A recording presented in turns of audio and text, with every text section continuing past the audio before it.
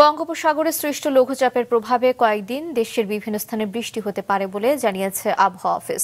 23 December থেকে সারা দেশে বাড়তে পারে শীতের তীব্রতা। চলতি মাসে সম্ভাবনা রয়েছে আরও অন্তত একটি মাঝারি শৈত্যপ্রবাহের। পঞ্চগড় সহ দেশের কয়েক জায়গায় মৃদু শৈত্যপ্রবাহের পর কিছুটা বেড়েছে তাপমাত্রা।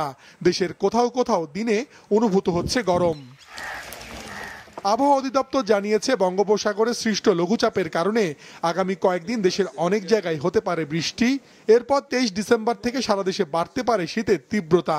সুস্পষ্ট লঘুচাপ ক্রমশ উত্তর পশ্চিম দিকে অগ্রসর হচ্ছে এবং এর প্রভাবে বৃষ্টিপাতের সম্ভাবনা রয়েছে এবং এই বৃষ্টিপাত শেষে রাতের তাপমাত্রা 2 থেকে 3 ডিগ্রি সেলসিয়াস কমে গিয়ে সারা বাংলাদেশে শীতের অনুভূতির তীব্রতা 23 তারিখ থেকে বৃদ্ধি পাবে। Double million offer Walton fridge কিনে পেতে পারেন 20 লক্ষ টাকা, রয়েছে কোটি কোটি টাকার নিশ্চিত উপহার।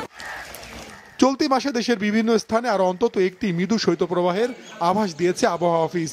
জানুয়ারিতে কোথাও কোথাও তাপমাত্রা নামতে পারে 6 ডিগ্রির নিচে, বয়ে যেতে পারে 2 থেকে 3টি মাঝারি থেকে তীব্র শৈত্যপ্রবাহ।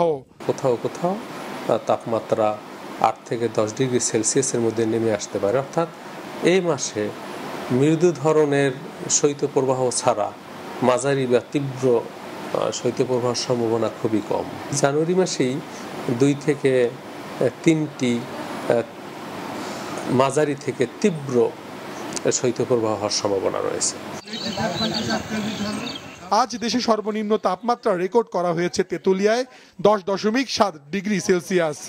এদিকে আবহাওয়া পরিবর্তনজনিত কারণে বিভিন্ন জেলার হাসপাতালে বেড়েছে জ্বর, ডায়রিয়া, নিউমোনিয়া সহ ঠান্ডাজনিত রোগীর সংখ্যা।